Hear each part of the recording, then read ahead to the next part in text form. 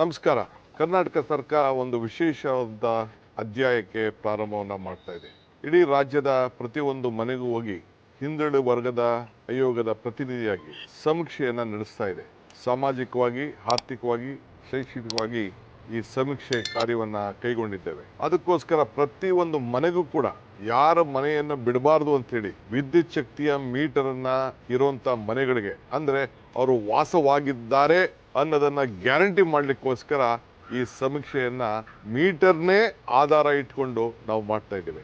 ನನ್ನ ಮನೆಗೂ ಕೂಡ ಇವತ್ತು ನಮ್ಮ ಈ ಒಂದು ವಿದ್ಯುತ್ ಶಕ್ತಿಯ ಇಲಾಖೆ ಬೆಸ್ಕಾಂ ಅವರು ಇವತ್ತು ಬಂದು ನಾನು ಇಲ್ಲಿ ವಾಸವಾಗಿದ್ದೇನೆ, ನನ್ನ ಮನೆಯಲ್ಲಿ ಎಷ್ಟು ಜನ ಇದ್ದಾರೆ, ನಮ್ಮ ಆರ್ಥಿಕ ಪರಿಸ್ಥಿತಿ ಏನು, ಶೈಕ್ಷಣಿಕ ಪರಿಸ್ಥಿತಿ ಏನು ಅಂತ ಹೇಳಿ ಅಧ್ಯಯನ ಮಾಡ್ತಾ ಇದ್ದಾರೆ.